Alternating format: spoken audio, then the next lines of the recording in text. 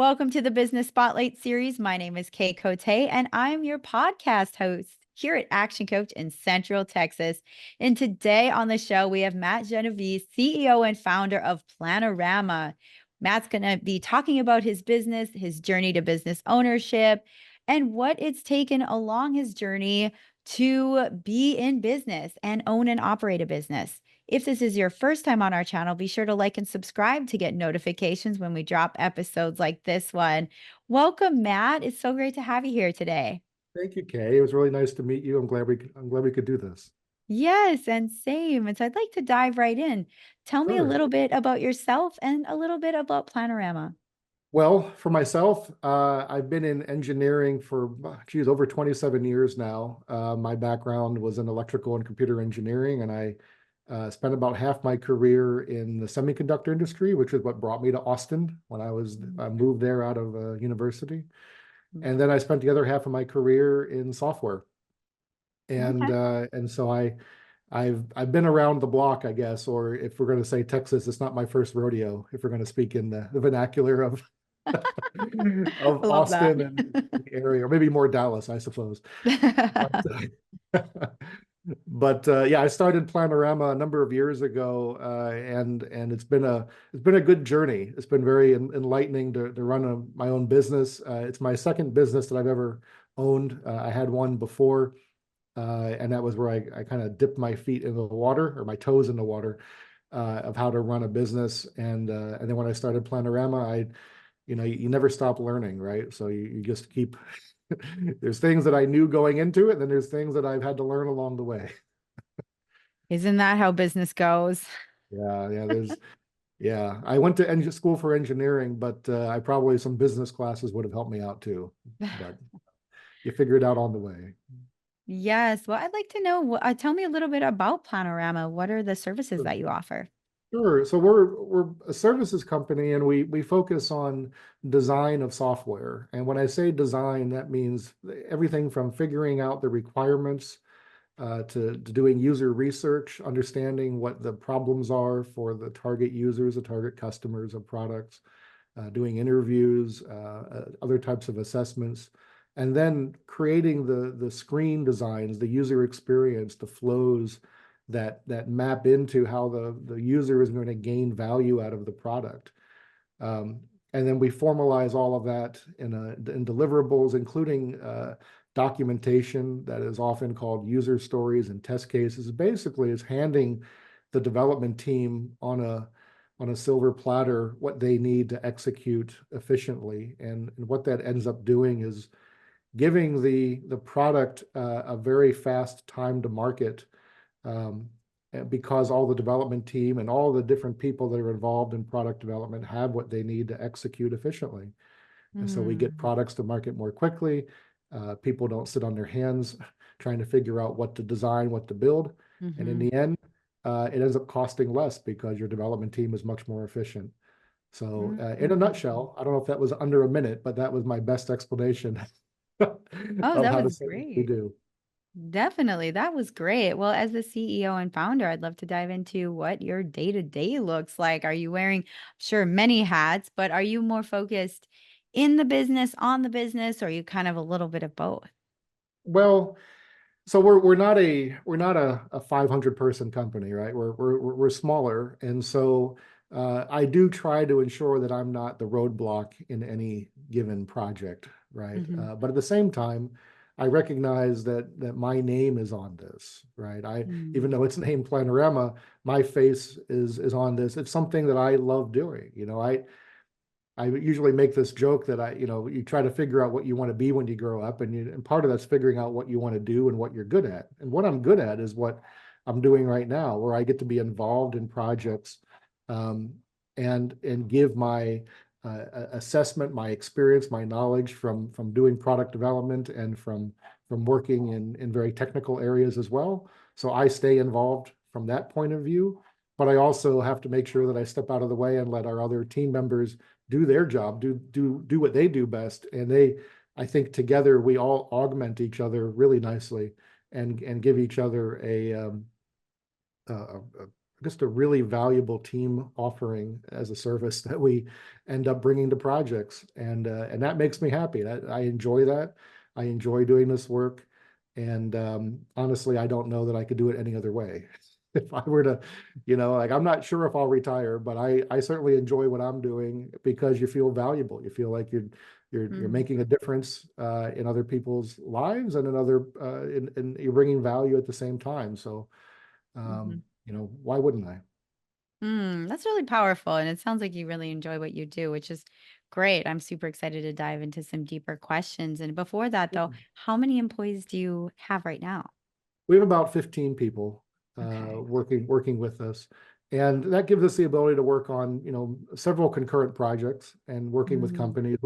Our company our kinds of customers are ones that are usually they're building software or building products, um, and they don't need typically you don't need a large team to get involved from our side. So it could be maybe at the most 2 to 3 people on a Mm-hmm. given team on a given project. So we can work on many projects concurrently and do well that way. It turns out that the work that we do ends up building on or building up a backlog for the development team, whatever development team that is, if they bring one on themselves, Mm-hmm. or they have external or internal teams, whatever that is, we end up providing a lot of work for them. So it doesn't take a lot of us in order to build up that backlog of work Mm-hmm. so that the development team can go execute. So anyway, that was a long way around the barn to answer your question. Looking at what makes your business special, we've talked a little bit about the clients you serve. Now, Sure. if I was an ideal client, how would I know that I would be a good fit for you? Okay. Well, an ideal client is one that is building, I would say, building digital products. It could be a SaaS application, so an online web application, mobile application, could be IoT, could be a mix of hardware and software. In any of those cases, typically there's a user interface of some kind, Mhm. right? And that's a great way to distinguish yourself. And again, most software products have user interfaces, unless you're Mhm. building, strictly an API-driven product. But even then, I'll be willing to bet there's a user interface behind it. If you uh, even if you want to consider the API user interface, which you can, usually there's some type of management administrative panel that's required for that. So anything that has a user interface, whether it's software or software hardware mix, typically that's where we're going to be involved. Because of our hardware background, we actually have a lot of experience designing applications that that where you have to understand how the hardware works. And that's Mm. because I have a hardware background, a number of other folks that work with me do as well. That expertise plays a part because there can be challenges when building those hybrid products, those hardware products, Mhm. that can, if you don't know your way around hardware, you can get into some gotcha situations. And Mm. and certainly we try to avoid those and think about those ahead of time so that we can avoid any surprises later when you Mhm. come actually building the software. Oh, definitely. And that's it's really sounds interesting. I like hearing about how you're working like with your clients and creating those experiences on and helping them grow. It's very consultative, as it turns Yeah. out, Kay. There's the people that we tend to work with at any given client is usually going to be the product manager and the development team. Mhm. And the product manager, I used to be a product manager at other businesses. That can be a very lonely job, as it Yeah. turns out. Yeah. Usually development teams, you have developers and you all get to work together and work together, front end and back end and DevOps even. Mhm. But product managers, if you're a smaller company, you may only have one product manager, and that can be a real challenge, especially if you're a younger product manager, you haven't been doing it for a long time. Mhm. You may not know what to look for. You may not know some of the gotchas that I was mentioning before. Mhm. When you're building a SaaS application, many times you have to think about tenancy and roles and permissions and data access and security, all of those that if depending on where you came from in your own career, you may not have the experience to even think about those things, but they're very relevant, very important when building any application that's outward facing, on the internet. So Mm, when you're talking about tenancy, we get into some of the details for how that's going to work. We know our way around the block from doing that, and mhm. we can certainly help advise and at least think about some things ahead of time with the client to help them avoid surprise. Again, avoiding surprises later on is probably one of our key tenets. Yeah. Realistically, surprises are great for birthday parties, but if you come around and you realize, oh, we didn't do this right, and now we got to redesign everything, we have to re-architect because we weren't thinking about a certain capability or need that we're going to have in the future. Boy, that's a real set of wasted effort right there. So if we can avoid that, we certainly try to. Definitely. Well, it sounds like you're a great leader on your team. I'd like to dive into a little bit about your leadership style. How would you describe your leadership style on the team? Well, it's funny. I'm the founder and CEO, but I put myself at the same level as the other folks on my team. Realistically, when I join in, my opinion is just my opinion on certain projects. Sometimes I'm adamant, but I also ask for other people to be adamant too and back up their opinions or their ideas. We're all at the same, at this point in time, we're all just people on the team trying to go for the best outcome for our clients, and we need to Mm, think that through together.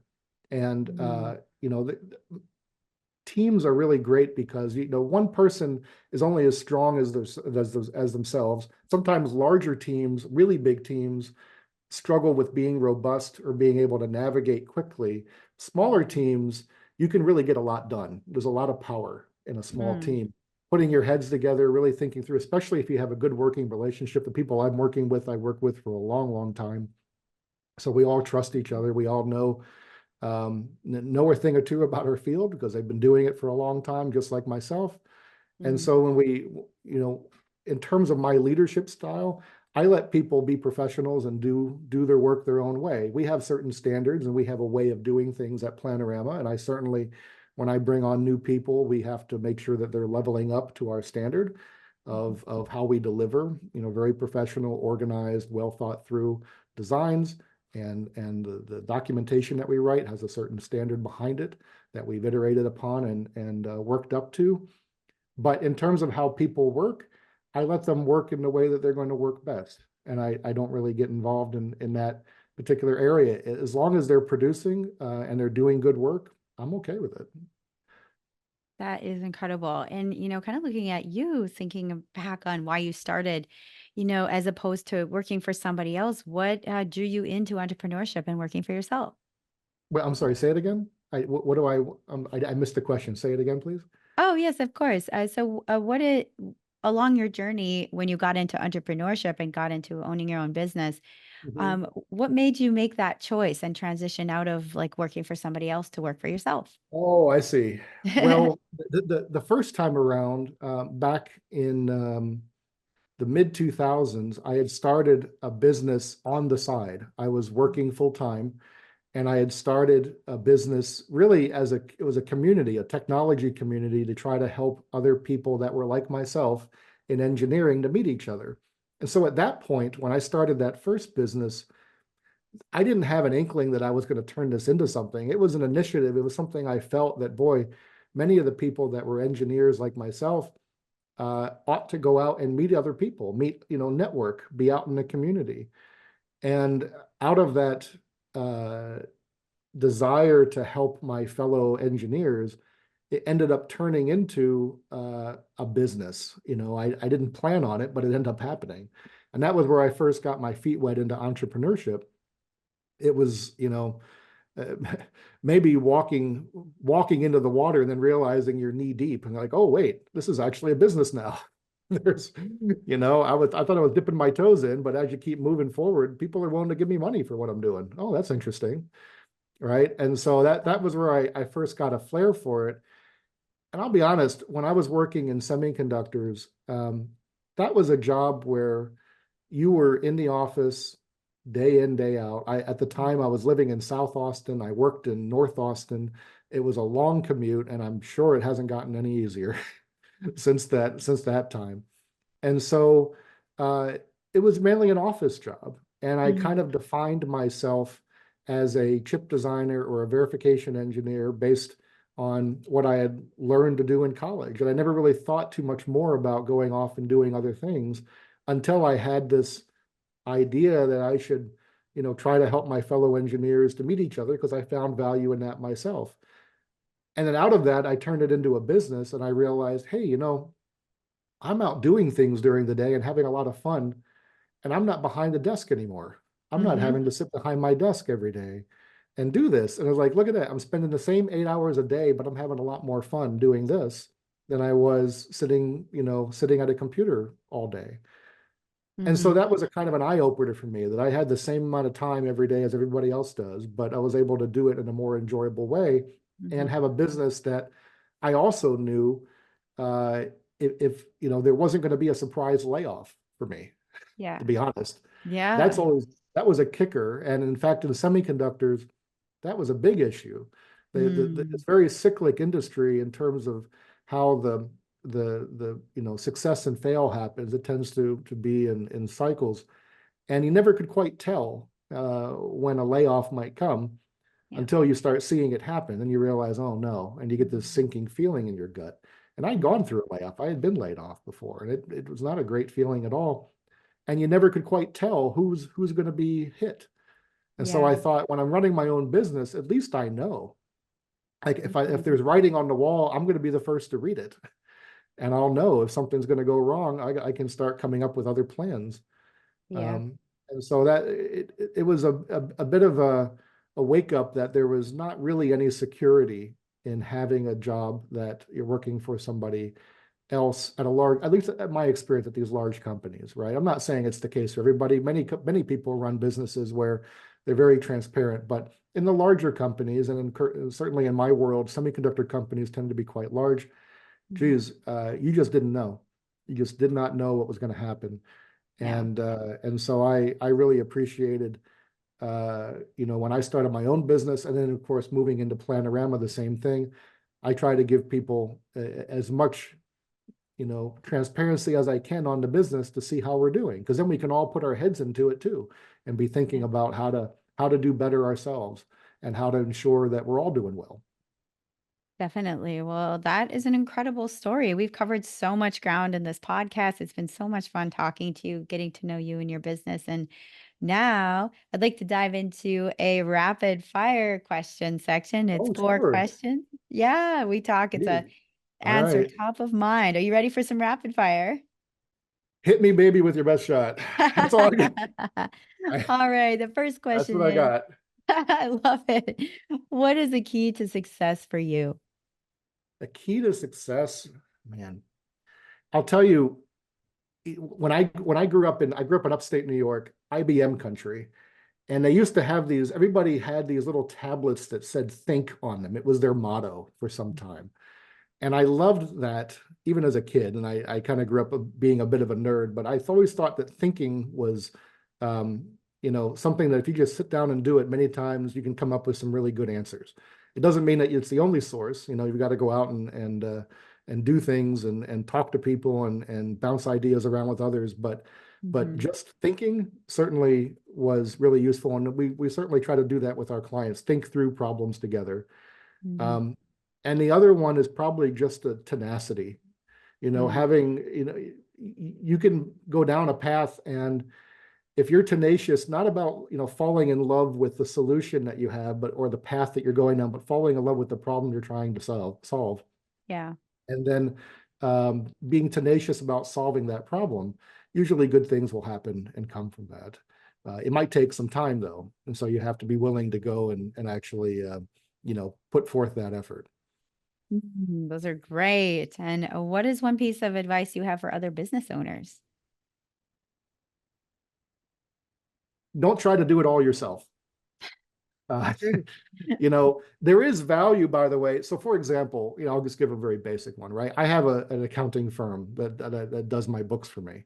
but I know how to do the accounting because I did it in the beginning. I Mhm. learned how to do it myself. The very basics, entering things in the register, categorizing, figuring out where things go, being able to navigate it. So I know how to do it, and I know what I can get from it, but I don't do it all day, every day, Mhm. right? I have other people that do that for me because they're much faster at it than I am. Okay, Mhm. and that's a very basic example. But if you bring people in, if you can delegate and not try to do it all yourself, in the end, you will be able to focus on what you bring to the business that is most valuable for you and for the business, and not try to be just running around doing everything. And again, you only have so many hours in a day. So, what's the most useful impact that you can make yourself as a business owner? Is it really doing the books all day? Probably Mm. not, Yeah. right? So you have to be able to delegate, find trusted people that you can work with, and that is a challenge in and of itself. Yeah. But then be able to let those people do their work and let you focus on the things that you bring the most value to in your own business. Definitely. That's great advice. And third question is, what is a book or a piece of content, could be a podcast, anything that you've taken in most recently? Oh man, you know, I'm not a I don't just sit down and read novels. I wish I was that person, but I usually don't. But I did get hooked on this author, Matt Haig, who wrote a book, How to Stop Time. And it's not a business book. So, let me just tell you that flat out. But it is a very interesting, and of course, I'm not going to spoil it either for anybody who hasn't read it. But from somebody who doesn't like books, How to Stop Time, great book. Another one, Mhm. Midnight Library, also a great book of his. But the idea that you could learn from somebody that has, um, in his book, who has lived longer than anybody by a long shot, that's the idea behind it. You start to think about what you can take away from that as lessons about life and how you should approach things and the brevity of certain things. And it does give perspective. So I won't say that's a business book to read, but I will say that it's one that I've read over the past years, and I've gone back to many times and taken things away from it for myself. So Mm. that's what I Right. can say. Very, very cool. And our final question is, um, of the rapid fire section here is, what is one thing, if you could choose in your whole business, that if you wanted to rapidly improve it overnight, what would it be? Boy, I would tell you lead generation. Mm, That is mhm. a hard thing to do, and it is something that I get bombarded with week over week over week from people on LinkedIn who are always messaging me about using them for doing lead generation. And the problem is I don't know any of these people, so I don't know if they can do it or not. Mhm. But one of the challenges as a business owner, especially one that I'm, running a services business, is that I have to be able to go and talk to the right people. And honestly, if I can speak to the VP of product, VP of engineering, usually they look at what we do and they love it. But it's Yeah. getting to that point. And the challenge has always been I don't necessarily, it's a hard job to do yourself to go and find leads, but at the Mhm. same time, there's so many out there that say they do it, and you're just not quite sure, right? Yeah. So if Yeah. I could magically have somebody that could go and help me find leads so that I could focus on speaking with them and finding out if we're a good fit, then that would just make my life a lot easier. Right. But I'm concerned now that as I say this, I'm going to get 3,000 more lead generation services coming to me after the podcast. So I feel like I might have sealed my own fate here. But Um, at the same time, if I'm being honest, that's a real challenge. And mm, usually owners and founders can sell because they created the business for a reason. And they can explain very simply, what the company does and why it's of value, because otherwise they wouldn't have started it themselves to begin with. But mhm. getting those people to talk to, that's a challenge. And it's not Yeah. the same skill set as actually doing the explanation that I was just talking about. Well, So definitely. Well, how can people get connected with your business before we get to our final question for today? Feel sure. free to share your contact info. Sure. The best way to go is to Planorama.design. So the dot design is they call them TLDs. They're not three-letter designations anymore, but Planorama.design. And then they can reach me also at Planorama.design/podcast. And that will take you right to a page where you can find out a bit more about myself as well. And if they wanted to talk or chat, there's ways to reach me there as well. Wonderful. Thank you, Matt. Well, our final question for today is, what is most inspiring to you today? My dog, my dog, Aw. my dog. And my wife and I have two dogs, but Mhm. either one of them, you could have a terrible day and they're still happy to see you. And they're every day they're happy to see you. Every day is a brand new day for them. I think they see it as a brand new way to experience life, you know. And Yeah. I think dogs are the best people out there, and we ought to learn a lot of lessons from how they treat people for how we should treat each other. I think so. Mm, that is very true. Well, thank you so much, Matt. This has been a joy. Thanks for being on the podcast. Thank you very much, Kay. It was really nice to meet you.